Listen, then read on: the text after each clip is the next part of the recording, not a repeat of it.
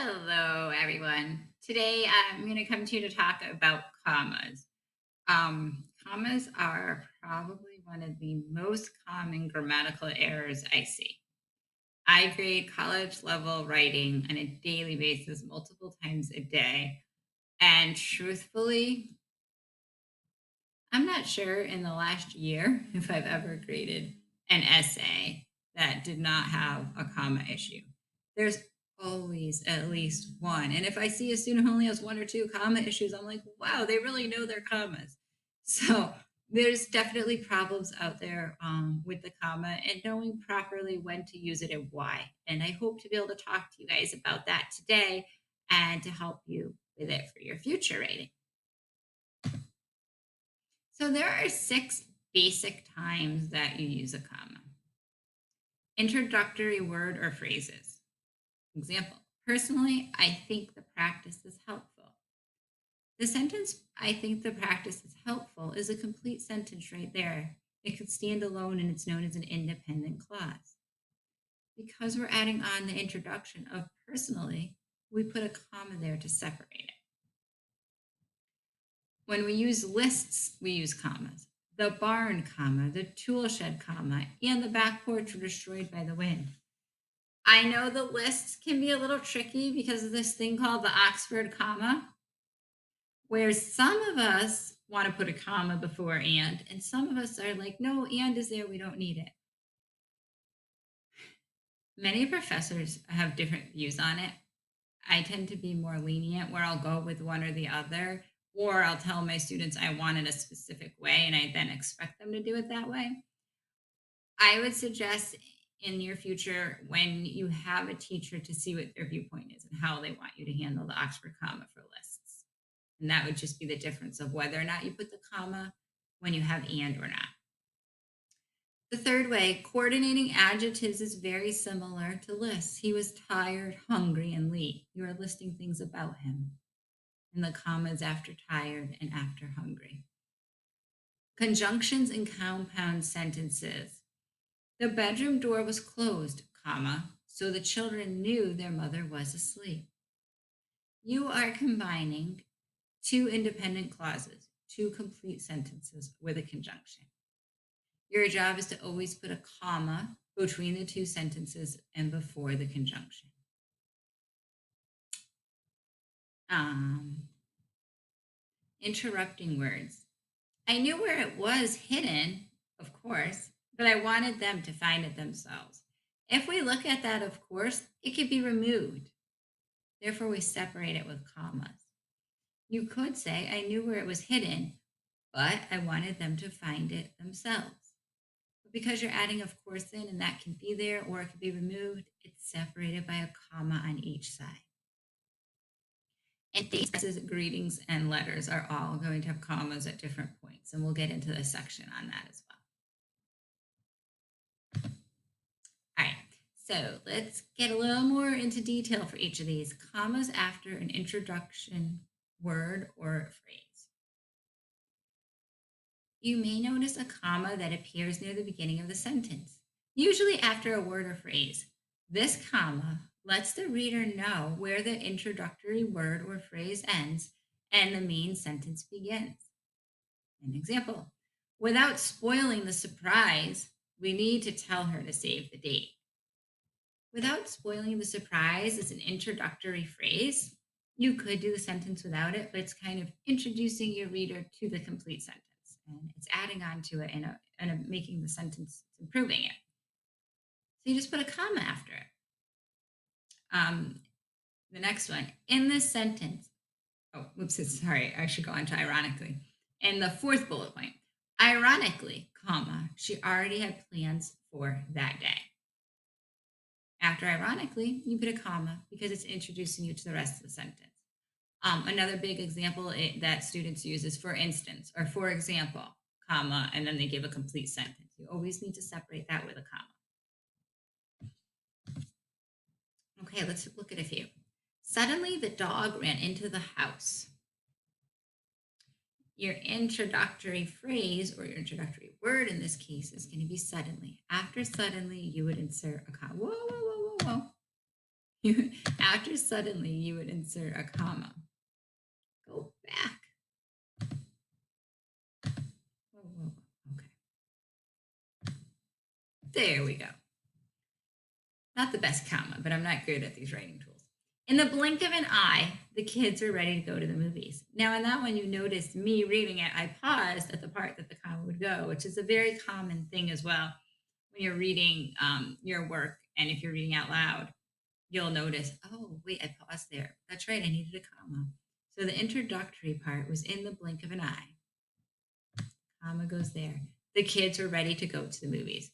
The kids were ready to go to the movies is a complete sentence on its own. In the blink of the eye is a phrase that's being added on to it. So we separate it with that comma. Confused, he tried opening the box from the other end. Confused is your introductory word. Every year we go camping in the woods. Every year. That's your introduction. We go camping in the woods is the complete sentence. Without a doubt, green is my favorite color. Without a doubt. Hesitating, she looked back at the directions before proceeding. Hesitating, she looked back at the directions before proceeding.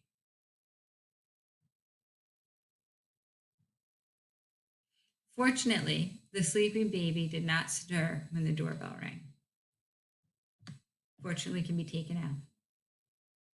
Believe it or not, the criminal was able to rob the same bank 3 times. And believe it or not is your introduction.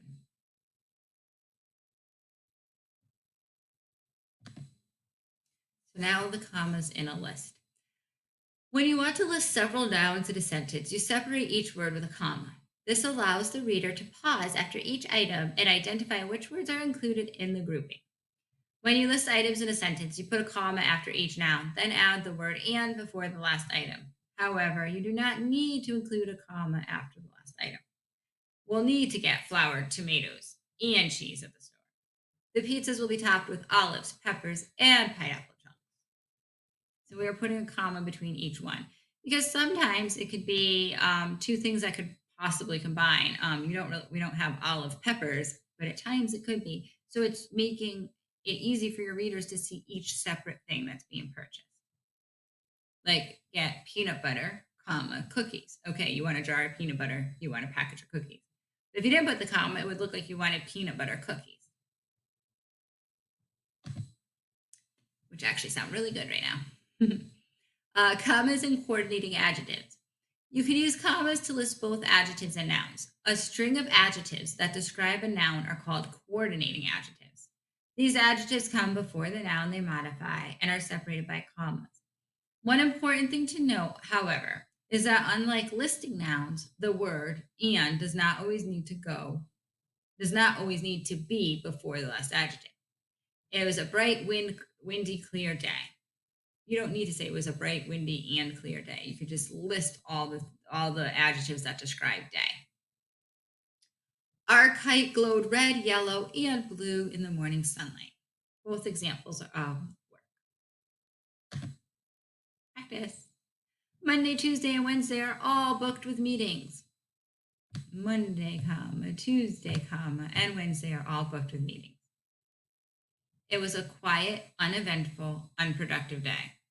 So quiet, uneventful, and unproductive are all describing day.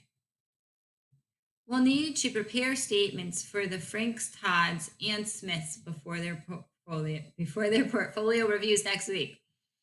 Okay, so we have the Franks family. Whoa, that comma went crazy on me. Sorry. The Todds family and the Smiths. The next one, Michael, Nita, and Desmond finished their report last Tuesday. So Michael finished it, Nita finished it, and Desmond finished it. The problem when you don't is you could think Michael Nita was a first and last name, but by putting the commas, you realize it's 2 separate people. With cold, wet, aching fingers, he was able to secure the sails before the storm. So how are we describing his fingers? They're cold, they're wet, and they're aching. He wrote his name on the board in clear, precise, delicate letters. So what kind of letters? Clear letters, precise letters, and delicate letters. All right, now the commas before the conjunctions. This gets tricky for some people. Commas are sometimes used to separate two independent clauses. An independent clause is a complete sentence that can stand alone. The comma comes after the first independent clause and is followed by a conjunction. Three common conjunctions are for, and, or, but. So he missed class today, comma, and he thinks he'll be out tomorrow too. So we see the comma before and, which is the conjunction. This right here, he missed class today, is an independent clause, a complete sentence. He thinks he will be out tomorrow too is a complete sentence. Okay, I'm not drawing any more straight lines, so they have gone crazy on me. Both of those are complete sentences. You could get rid of the conjunction and put a semicolon in. Anytime you have two independent clauses together, you put a semicolon in or a comma with a conjunction. He says his fever's gone, comma, but your conjunction, he's still very tired. So let's see. We'll just verbally talk about these. If we wanted to combine these examples, how could we do it? We have to add a conjunction in. The presentation was scheduled for Monday. The weather delayed the presentation for 4 days. When we write like that and we have sentence after sentence that kind of connect and we don't connect them, a lot of times your teachers might write choppy, like choppy wording, choppy writing. It's just kind of like dun, dun, dun, dun, dun. So we have to find cool ways to connect them and make it flow a little better. So the presentation was scheduled for Monday, comma, let's put a conjunction in, but the weather delayed the presentation for 4 days. Putting but in means, but there was a problem. So the problem here is the weather delayed it. The second one, he wanted a snack before bedtime. He ate some fruit. A couple ways you could do that one. He wanted a snack before bedtime, comma, so he ate some fruit. And that one you couldn't have used but because it's not saying he wanted a snack before bedtime, but there was nothing to eat because that would make a problem. He did have a snack. So you could say, so he ate some fruit. The next one, the patient is in the next room. I can hardly hear anything. I guess I would connect that with the patient is in the next room, comma, and I can hardly hear anything. We could go camping for vacation. We could go to the beach for vacation. That one can be changed to we could go camping for vacation, comma, or we could go to the beach for vacation.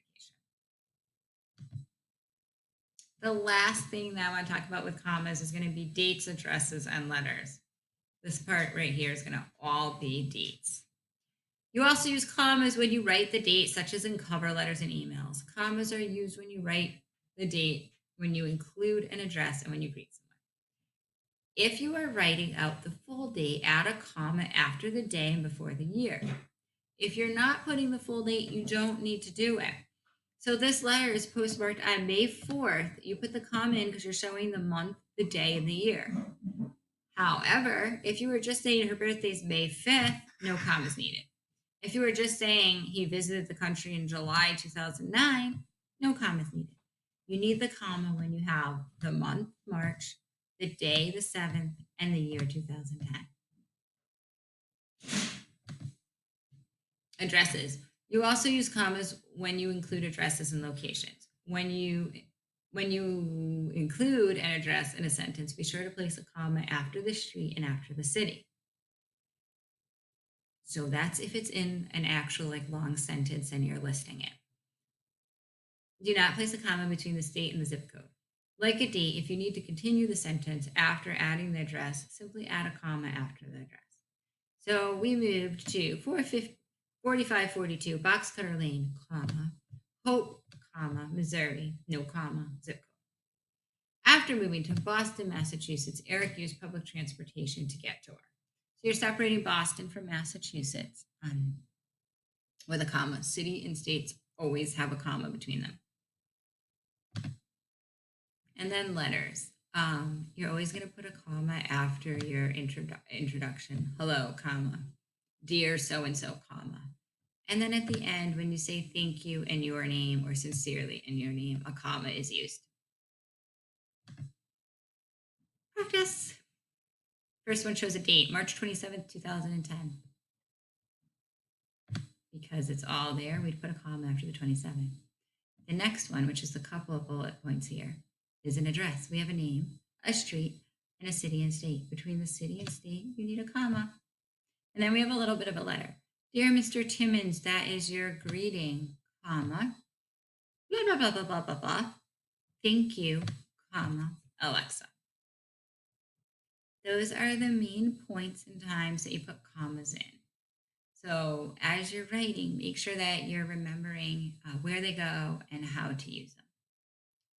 Thanks, everyone.